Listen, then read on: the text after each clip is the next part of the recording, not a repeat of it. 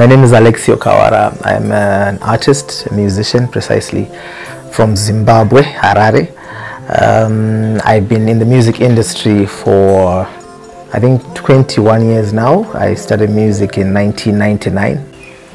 So I've done a couple of weddings. In fact, I've done a lot of weddings, and at some of these weddings I've worked with Alexio Kawara, where he's come in as the musician offering entertainment.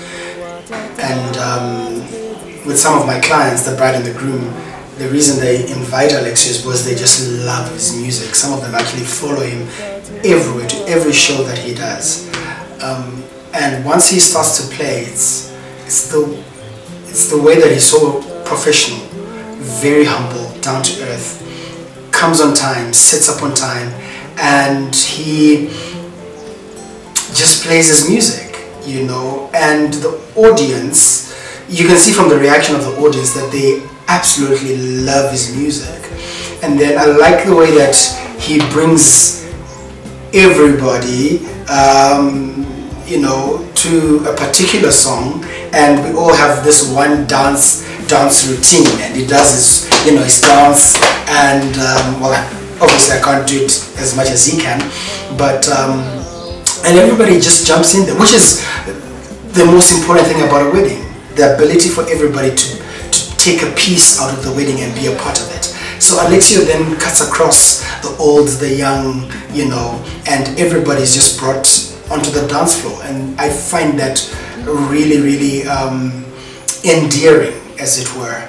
I've also worked with him in corporate events, and he brings his corporate persona, you know, where he knows that this is a corporate event, and the tastes are different, and he knows what songs to pick and what songs to play. So in the different setups that I've worked with him, the one thing that is always brought was a sense of being an utmost professional, and there is nothing as refreshing as working with a person who's very professional and knows when and what he is supposed to do. And these are the things that I really, really admire about Alexio, besides the fact that I absolutely love his music. I just wish that more artists could learn a little bit more from Alexio, the man, Alexio the musician, his humility and his execution and his attention to detail, which is really, really important. Hopefully, you know, we could have a lot more artists being able to do this and make our music a whole lot better. I first heard of Alexio, I think around early 2000, when the song Amai was released. Of course, it was released under the name Guess, I think. And, but later on, I got to discover that the guy who was doing the lead vocals was Alexio Kawara. So I had never met him in person. Then I think around 2003, 2004, I visited the studio in Warren Park, which was run by Gezi, Philemon Gezi. That's when I first met Alexio. It was a small studio in a bedroom, and there was a very small booth, and Alexio was coming out from that very small booth. So that's when I was introduced to this is Alexio Kawara. So after that, I don't remember where we linked up. I remember I met him somewhere after that, and I told him that I had bought a studio equipment, or I was building a studio equipment, and I was recording my first album, and I needed help with the vocals because I'm not a very good vocalist. So he offered to help for free. So he came and we did one song called Tatenda, and that was the first album that I recorded in my studio. It was sort of like the prototype, the album that I was using to test my sound. And the song Tatenda was released, and it got very good airplay, and that's when we started developing a relationship with Alexio.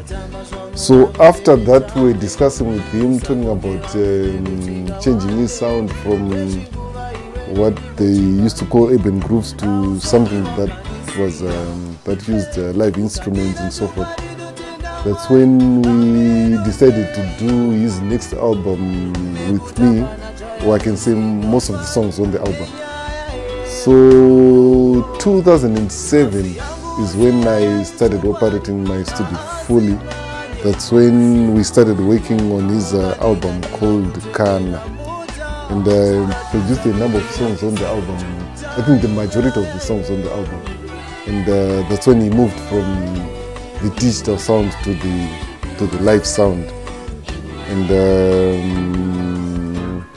And as I told him before, his voice sounded very mature, and it would be nicer if he played with a mature instrumentation. That's how I started working with him. That was 2000. I started working with him in 2006 on my own album, but then from 2007 I started working with him on his own music. Then 2009, I think it was 2009, he was doing another album. I've forgotten the name of the album. And I also did a number of tracks on the album. And that's when our relationship was solidified, and we kept on doing works here and there. And I'm always a regular at his gigs, because I like how he performs with his band. He's one artist who has maintained his band, and usually such bands, they are known to be very tight when it comes to combination, and that's one thing I value very much. So I'm also a fan on the other end. Ndizo Chete Zandinoda by Mafrik. It was #1 on all platforms, especially on Power FM, which was our major, station at that time. So Alexio sings to me the song in Indoda Muskana Kanak. I remember we started working on it Maneru, and we spent the whole night. I was just doing whatever I was doing, trying to impress Madara or studio stuff. And the song was beautiful. We finished it in the morning, Kwayedza, and it was nice. It was the best thing I had ever done in my life, and he loved it. And the fact that he loved it and Prof G loved it, for me was enough to say, you know what, this is good. But it didn't end there. The song went to radio. The song was #1. It was not just #1 for 1 week. It removed Chakudza Chete by Mafrik and stayed on the charts for over 2 months, 3 months, if I'm not mistaken. I think it's safe to say we were the people that gave Chamembe and Chingutiro a run for their money during that time, because nobody expected anything to come out of that generation if it's not coming out from Tech 5, Chamembe, or TBA Chingutiro. It wasn't proper. I remember Delani had kind of taken more like a back step for a bit during that time, and everybody had shifted to Chamembe. So to then get Kampangaron's Magdi in Nana Flash, doing stuff, it was like, what's happening in Warren Park? After that song, after Muskana Kanak, people started asking, who did this? Alexio would tell them, Magdi. I was working at Radio Zimbabwe, if I'm not mistaken. And I tried to see on a birthday, Radio Zimbabwe, the studio. And then they would tell them,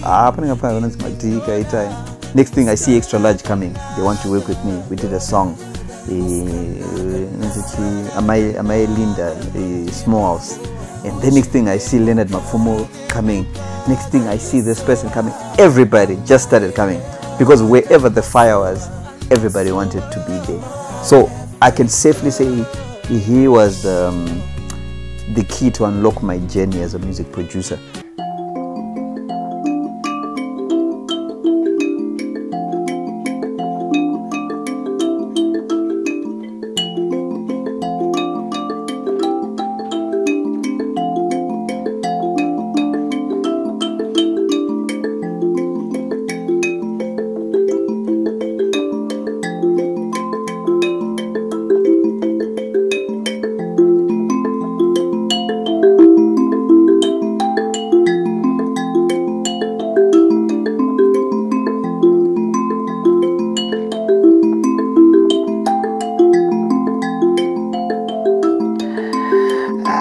Pinyane runa koruno era Izira indireme Dimutange se indaperera aizipira nekungomutarira pfungwa dzaimuteve rakacheka nyika ndamerera aibwinya nerunako runoera izwi raindireme ndimutange sei ndaperera aizipira nekungomutarira pfungwa dzaimuteve rakacheka nyika ndamerera chikokoko chikokoko ndinaye pamuzinda chikokoko chikokoko ndinaye pamuzinda chikokoko chikokoko ndinaye pamuzinda chikokoko chikokoko ndinaye pamuzinda naye pamuzinda.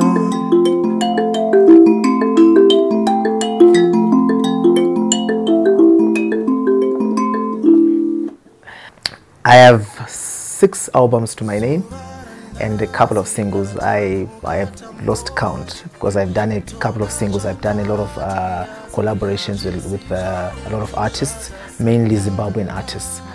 And I mainly sing in Shona, although I have, I think, 1 track that I've done in English, and also planning to do more tracks in English because of trying to reach out to a lot of other regions out there, and obviously trying to spread the message of what I preach about in my language to other nationalities and other people who understand other languages.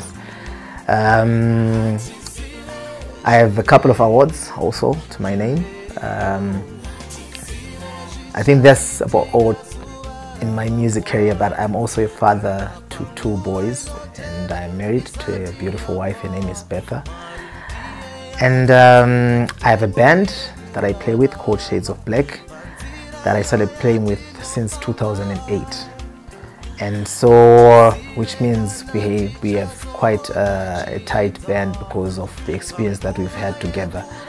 And so I think my main strength in music is the writing aspect. I really love writing deep lyrics that get people to think, that get people to perceive in whatever way they can. So my writing is specific and general at the same time, because I think people have the right to depict whatever they want from a song. So as a musician, I really hope to change the world, through my music. That's my main aim, to change the music, to make people think, to make people change, to make people forget things that they're supposed to forget about and remember things that they're supposed to remember. There was a time that we worked on Nehana. That time I was staying in Avondale, and then we just did a rough idea with the piano, just piano and vocals. So, and then we decided, no, it's okay like that. But then later on, after some years, I think, was it a year or 2, I think, Alexio then decided, no, let's put instruments to this track. So we then worked on the song, and then it was a hit. Yeah, it was a hit. And then that time I discovered the power of waiting on time. Because maybe if we had released that song that time, it was not going to make a lot of noise. So yeah, I learned something. I'm still learning. We did another song. We did Atizoreke as well. Yeah, we took months actually, yeah, to create the song, to get it mixed, yeah. Yeah, Karuyaka, originally it was sort of even groovish.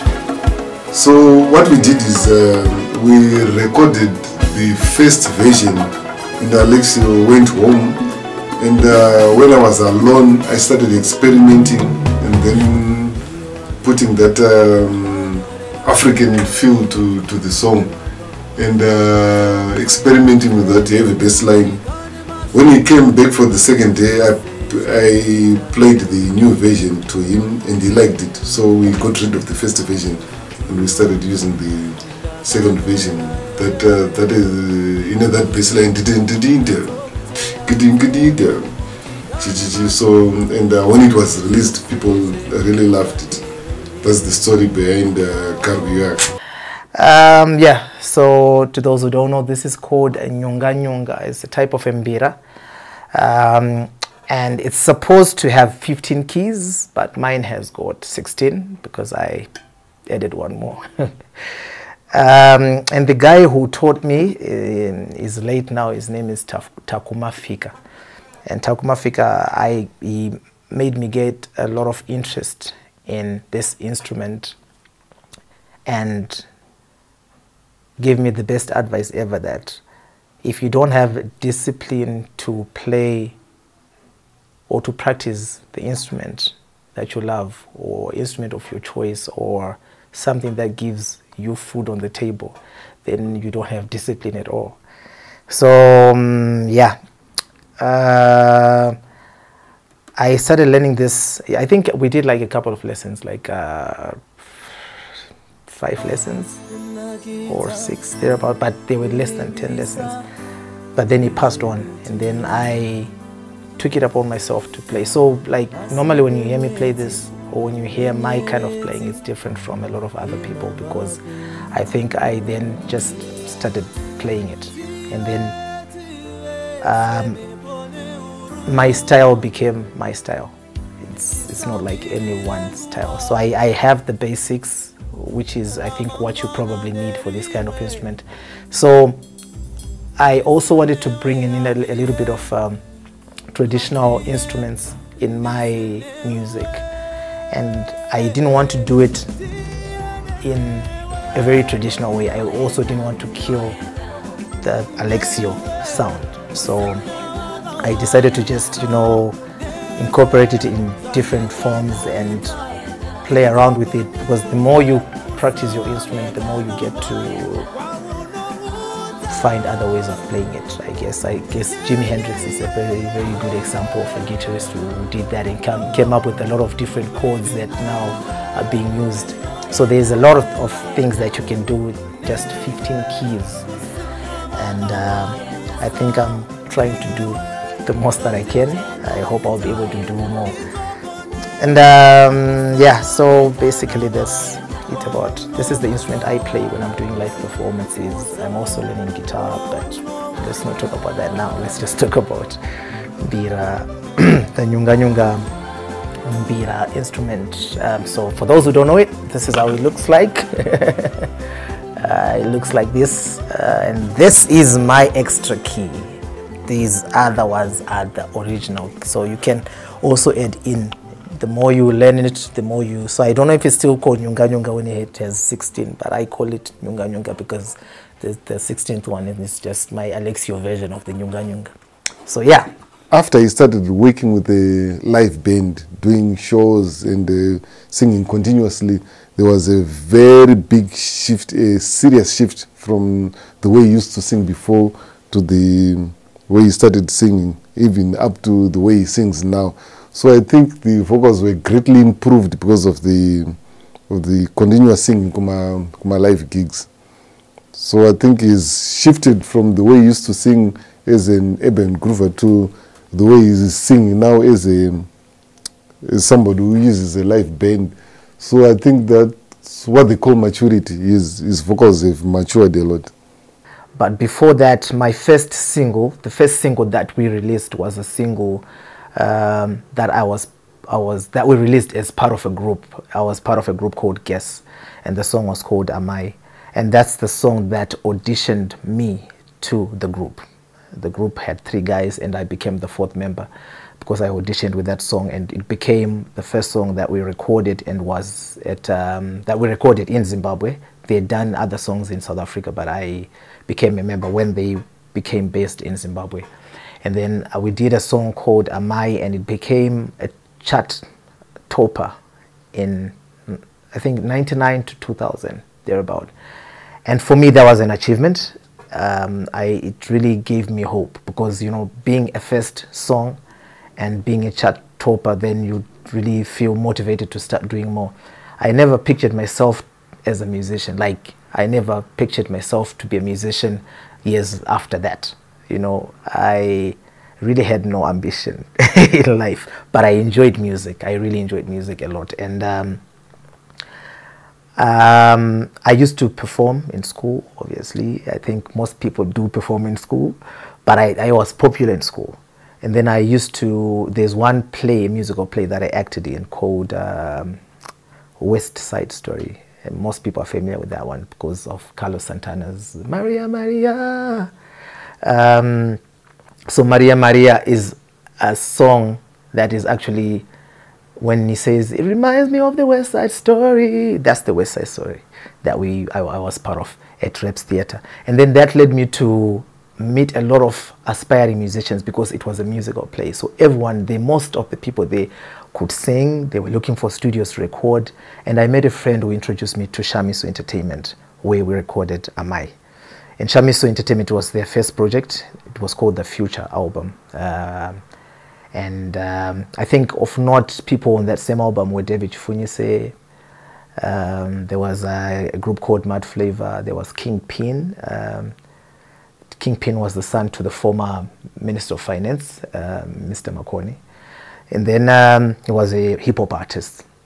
And then after that, so that album was more like of all artists who were really looking for opportunities. And it became, I think, a springboard for a lot of artists because most artists from there, they built their careers.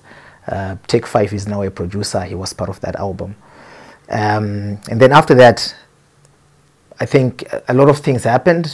Life happened. A couple of guys in my group, all of the guys in my group, the other guy went to do architectural science. I think they call it architectural science in the UK.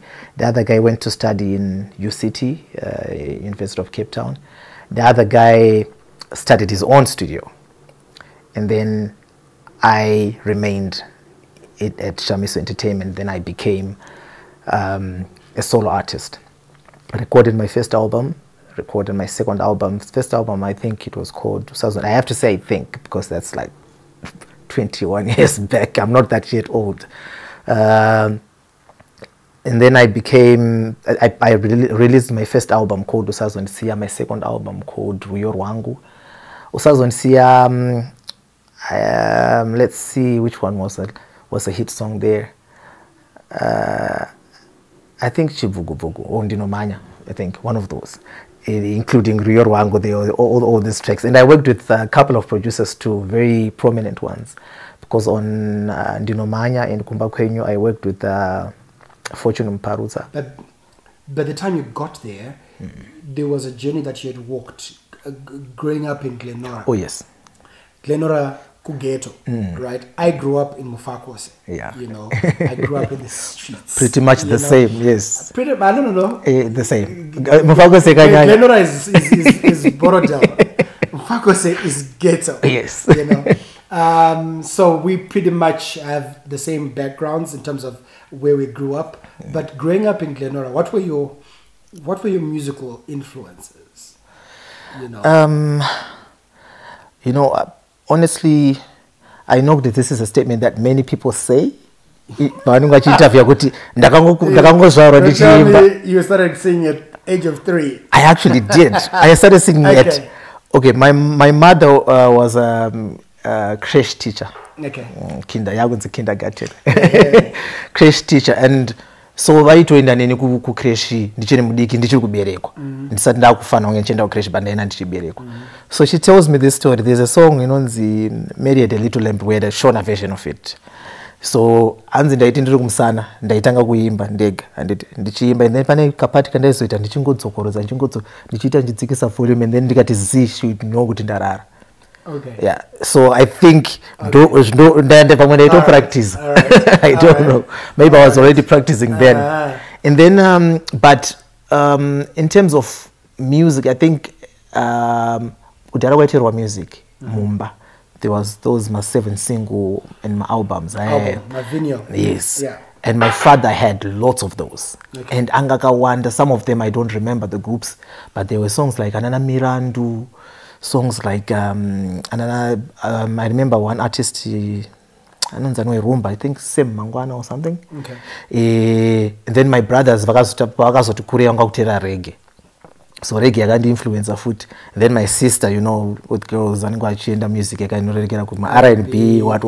So she would listen to those. Yeah. So I was influence yangu yange mixed. Was naitera reggae, naitera sister yangu, and my father was very local. And kanachita something that's not local, he would listen to marumba, ma soft rumba, rumba yenguba yacho yoyo. So that alone yakatonditsvakandi influence. I'm sure right now the reason why my genre is not very defined is because of those different influences and yeah, and I apana kumekwa ndaiwana influence because my weekends ndaraibuditsa maspika chigubu chake chemasese. Really? And then we would listen to music, you know. That was the kind of lifestyle I think. And but in Glenora we would do that. Yeah. So I grew up listening to reggae. With my speaker per weekend. My speaker per weekend standard. Exactly. So that influenced me. But somehow maybe reggae pandakasitanga kutera reggae nangandati kure yaka play a bigger role in my life, and Bob Marley became sort of a role model kwandiri, even though nasingazondichaita music. I remember after that Alexio got a contract with Kingstones to then do like a full album, and then on that album we did great songs, but of note was the song Tino Danana featuring Tererai.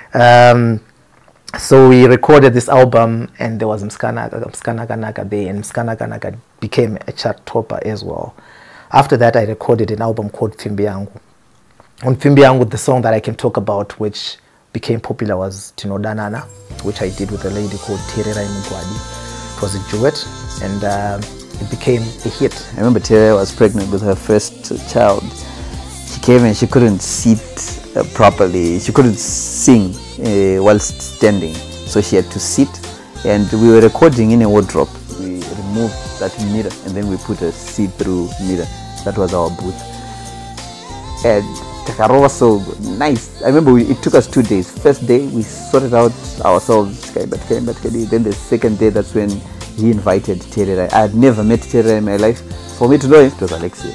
Tererai comes through and kind of salad, so I had to go home, but nice Tererai studio, you know, came through. I was scared, but we managed to make one of the greatest songs, you know, in Zimbabwe ever done. And that song, if I may say, it took us 2 years, 3 years going on. I remember in 2006, that's where it then got us like awards, crazy awards. That's where I got my first award. That was Producer of the Year in 2006, Zima. Alexio got Best Album for that album, Fimbi Yangu, which had that song, Tino Danana. I remember he also got Best Male. I also remember we got Song of the Year for the same. So it was pretty much our night. I will never forget that night live on ZBC, and it really meant a lot to be live and, you know, getting all this. I can truly say awards really meant something, you know, during that time. And what was more shocking was this is the era where the Msungura guys are thinking, no, we are still in charge. And like what I was saying, that thing of not giving young people a chance, they had closed off. The big studios were not open for urban grooves or that sound. So for young kids to develop something on their own Kugeto and make songs that are now competing with big guys like that. I remember in my category we had a guy called Norman Tapambwa. He was working for Grammar or ZMC, I don't know. We also had Andrew Bird, a serious producer for Celebration Church. We also had the other guy, Bothwa Onyamondera. He was also on the run there. But I got the award, you know. And I was the youngest. I think I was the youngest recipient of I was 21 years. So it was shocking. It was headline. It was everything. I remember getting from there, my life totally changed. I started getting calls from artists I never thought I would meet up with. Pastor G started calling me. This artist started calling me. Plaxides actually started calling me after that. Betty Makaya started calling me after that. We actually then did a song, another duet with Betty and Alexio after that. We got so many deals. I remember us working on an advert for BTV, Botswana TV, for, was it Malaika? Something like that. And, these things are just coming and you're wondering, how did we get there? But one thing of note that I learned during that whole process was value came, as a brand, value came to me. I could charge what I wanted to charge and people would pay. It was shocking because charge without say, and then people pay you. And then I started getting big and rich artists like Prince Tendai coming through, giving me big opportunities. He then actually came through and recorded with me. After that, I think I actually managed to buy my own equipment through artists like him, and also through the help of other people who now believed in what I was doing. But ever since we have just had that relationship where I know every time I get to work with Alexio, we always come up with magic, because we didn't end there. Fimbi Yangu was the album that got me to get a lot of awards. I think I got a Zimbabwe Music Award. I got a Zima Nama National Arts Merit Award as well for Best Urban Grooves, Best Song. And then obviously as a musician, that's motivating. But honestly, I think the direction, I had not yet really figured out what I wanted to really do in the music industry, because I was an independent artist. I didn't have management. I was just doing things out of passion, out of the zeal. I was working for a broadcasting company then as a trainee technician. So I would actually have to balance the time after work, go to the studio work. So I was doing music because I really loved music. I really love music even up to now. So it was just my way of expressing myself. We then later on reunited when he was doing the album, what's the name of the album? The one with Shina. It was big, and now he was now aiming for the bigger guns now, because he took 3 producers, if I'm not mistaken. I was there, Mono Mkundu was there, Jairo Sambahamba was there, Andy Brown was there, fine as a guitarist, but also I think in a way he had also a say, he had also a capacity as a producer. These guys teamed up with me, young as I was, and we worked on an album. But of note was a song that we actually created from the start, which is Shina. We created the song, called some guys from Seventh Day Adventists to do like the whole choir thing. I was giving them the notes and just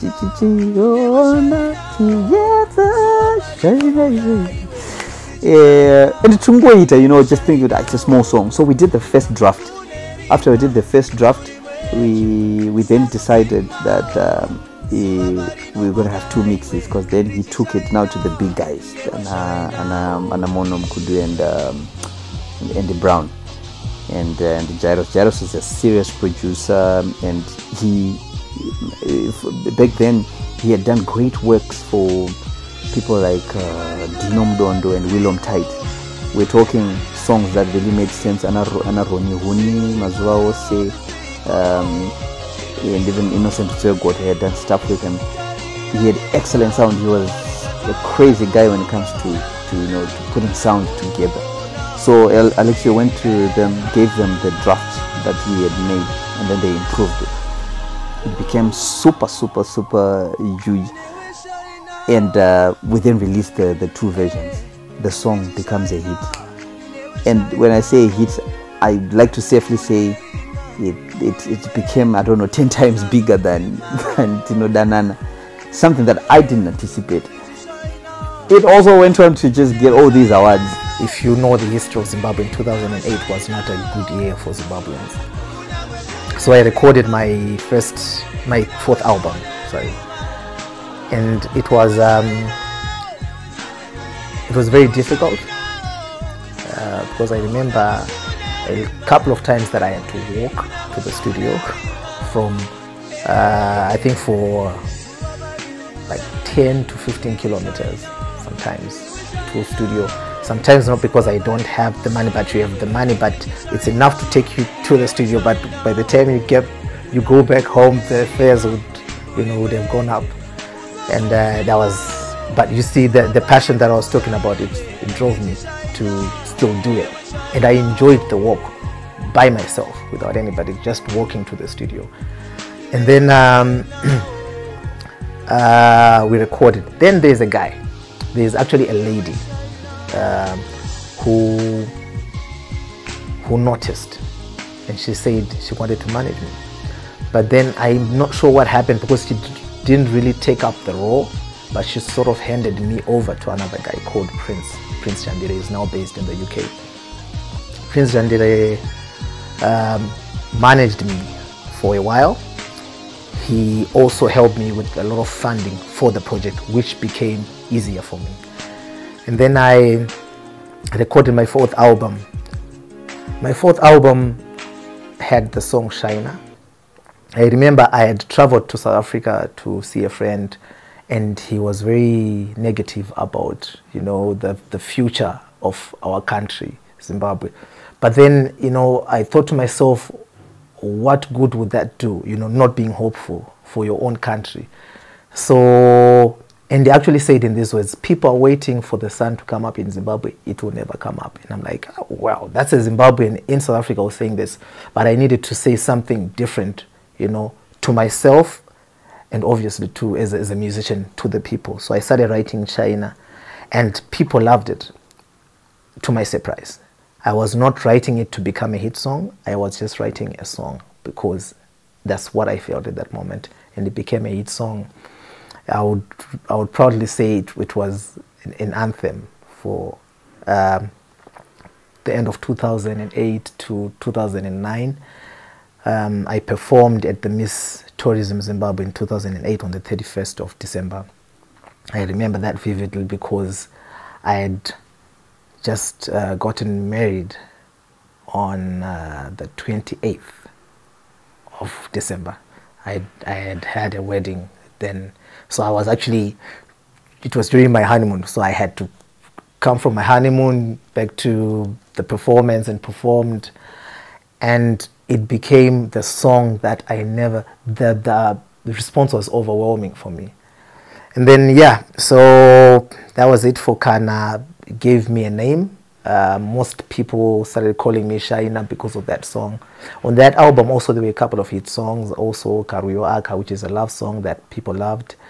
And then I had an award also. It won Video of the Year for 2009, sponsored by Philip Chiangwa. And I got quite a few bucks from that, which was very encouraging. Like, so on Karuyo, one thing that I really emphasized on, or that I really worked on, was the bass line. Because naturally, I really love the bass guitar, although I'm a guitarist. But even when I compose my own music, I started composing music when I was around 12, 13. I made sure that every song that I composed, the bass line, the drum pattern, and then everything else.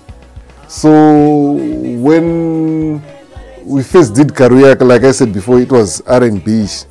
So when Alexio left, I started imagining the song being very Afrocentric.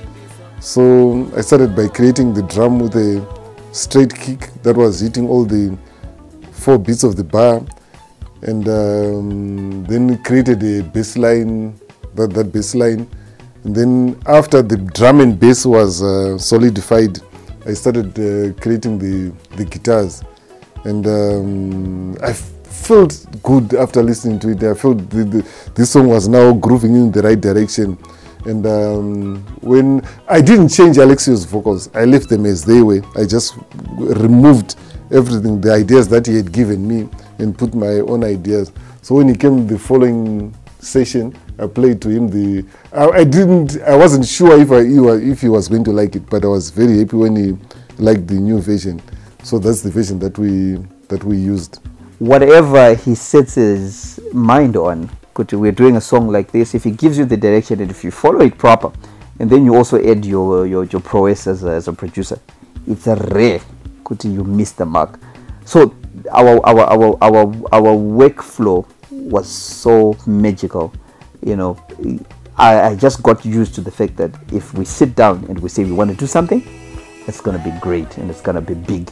So that's generally me and Alexio. I actually always look forward, you know, I follow his music now with Shades of Black. I know that they took a different direction, which is not a direction that has so many of the young people as per se, but it's got an identity now.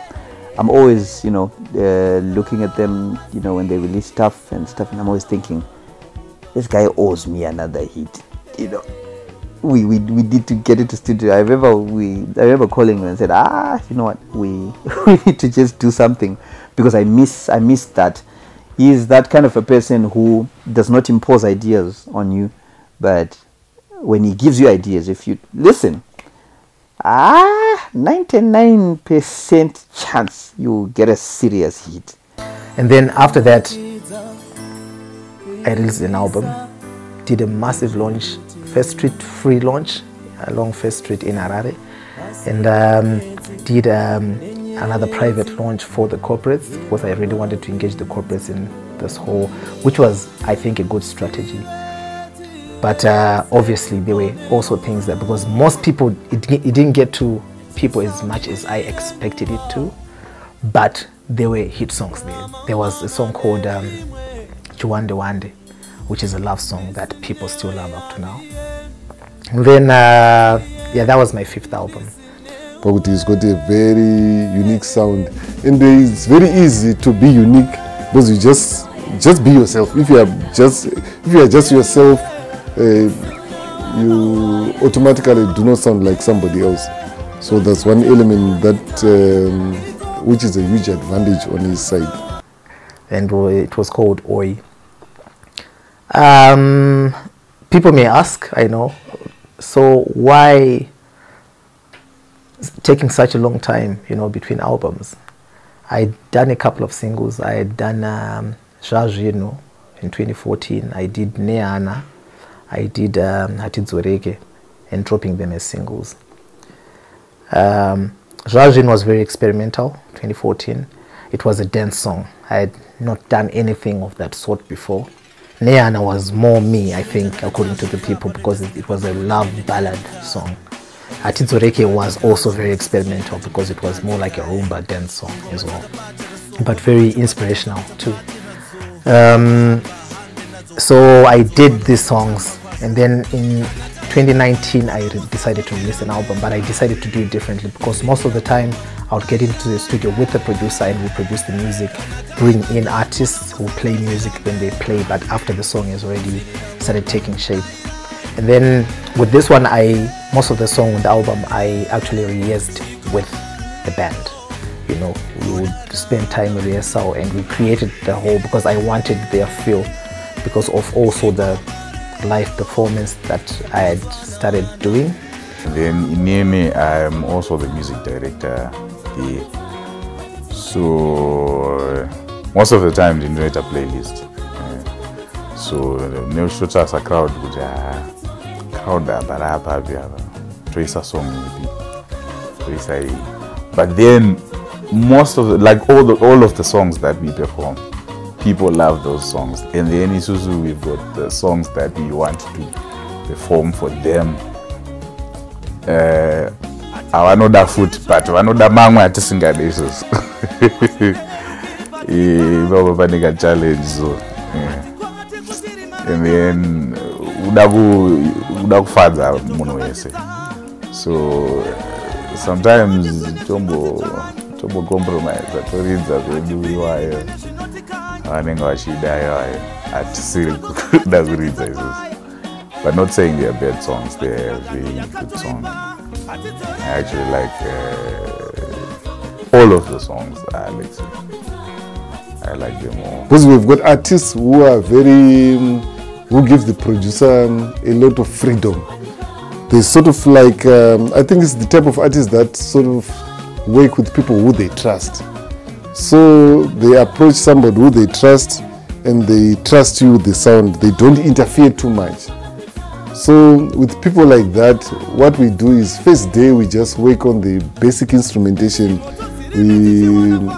Like for example, if he plays an instrument, you play the instrument oimba, and then I figure out the chord progression. Or even if he doesn't play an instrument, after he sings, I can try to work out which chord progression it is.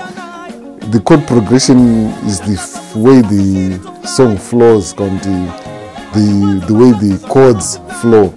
So after we get the chord progression, we agree on the tempo. The tempo is the speed. And then after that, we agree on the groove. Is it going to be very fast? Is it going to be groovy? Or is it going to be laid back? Then we create a basic structure, just a very basic structure. Sometimes just the basic drum, maybe just one keyboard or one guitar, and just that. And then I give the artist the music so that he goes and practices the vocals. I think people are just not ready. They are not ready for what's coming next. I just don't trust the man. When you see him quiet, be very careful. You just don't know what move he's gonna pull next. That's just him. Of course, he has done a few tracks that might not really have gone to that level, but I figured something that at times you still need content. Even if you're not giving them your biggest guns, you still need content. And as an artist, it's important to always get content. We don't always do the number one tracks, number one tracks. We are in trouble. The way he has been quiet right now, I think we are in trouble, because he sees things. He's intelligent. He sees things. He sees trends. He sees people coming. He sees people growing. He sees new sound coming, and he knows. He knows that, okay, it's like this, like this, like this, like this. By the time he's finished calculating, we're in trouble. So I'm just hoping, I hope you can hear me, I'm just hoping that I'm going to be part of this trouble that he's about to bring to people. Yeah, so because that magic, I'm telling you, if you put my touch in there as well, yeah, we'll kill people. Yeah, so yeah, that's Alexio. Coming from me, McDonald, McDish, Davenzi, from eternity, broadcasting to you live. Peace. In the end, I also did Hatidzoreke. It's a quite groovy song. It's a groovy song, actually. In the end, I did the latest album, Oi. I did all the songs.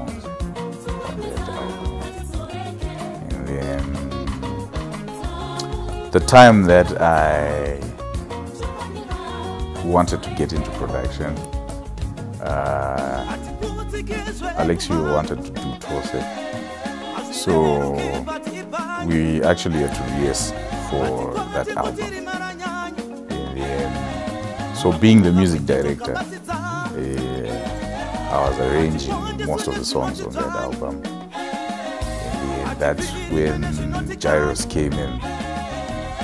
So when Gyros came in, he had to change some of the stuff on my arrangement.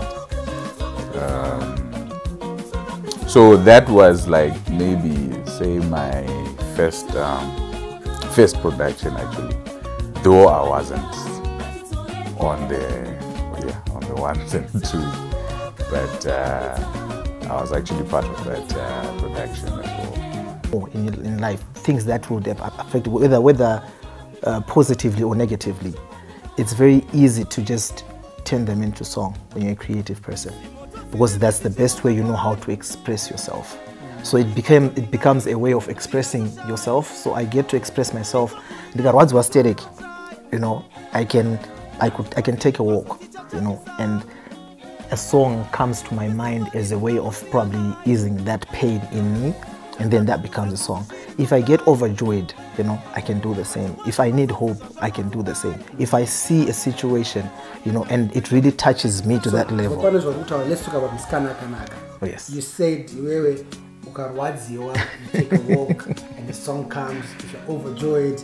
So Mskana Kanaka, when you wrote Mskana Kanaka, yes, what happened? I had fallen in love, obviously.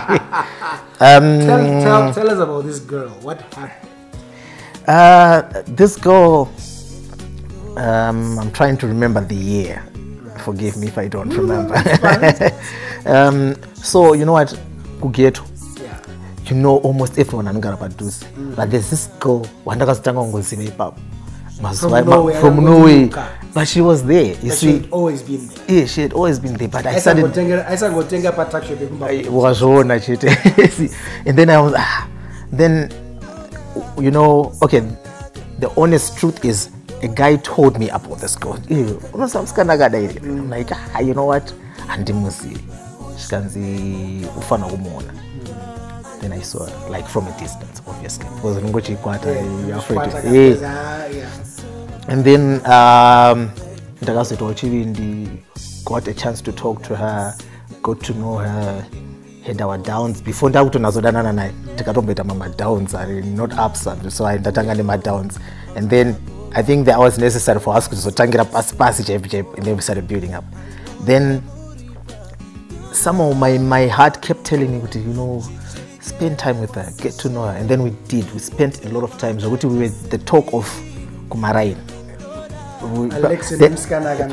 Funny this soap in the Sunset Beach. To my walks. Taita to my walks.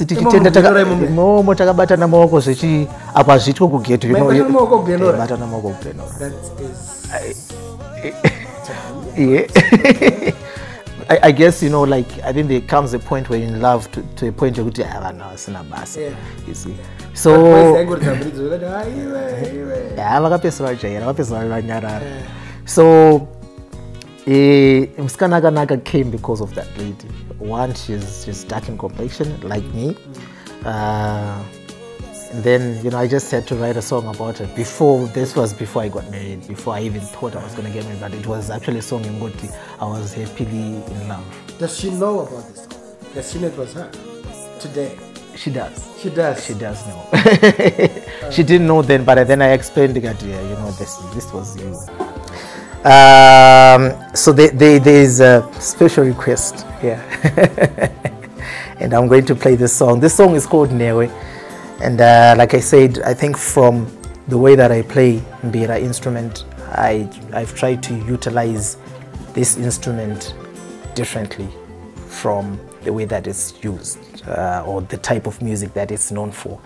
So Newe, it's, I think you could put it under the classification of a soft rock song. So it's a mix of my music, it's a mix of everything, so let's just call it Alexio music for now.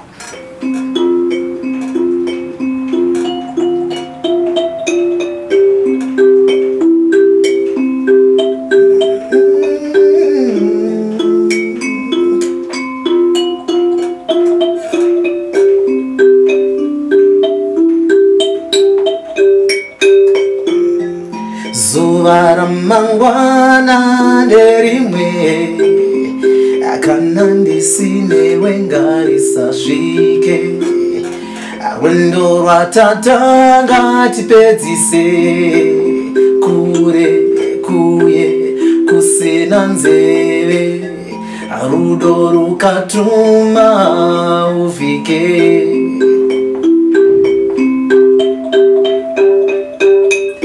nyangwe nyika ichiguma ndiende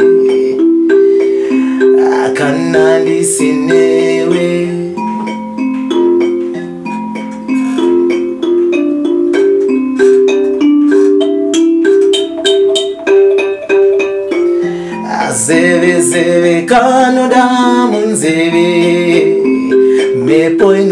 fedza iri makore Rwiyo rwemuwana mangwiwe Uve ndive tisingafurirwe Vuma vuma vuma usarambe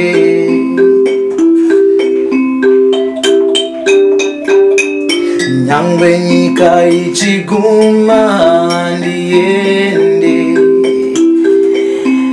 Kana ndisinewe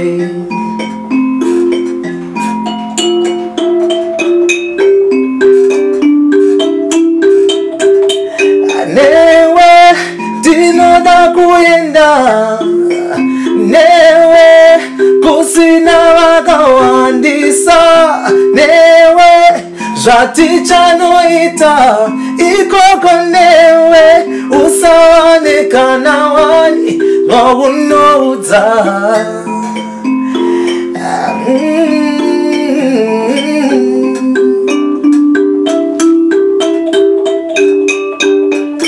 Akumanya manya kwete pore pore nerudo Zvaunoda zvishoma ndine zvimwe zvandinazo Yeah baby kudais dais Sandizve muromo Chigiri nespice Kana uchine mukaka Yini ndiende newe Dinoda kuyenda Newe kusina wakawandisa Newe shati chanoita ikoko newe usawane kanawane waunoudza Audza waunoudza Waunoudza Audza waunoudza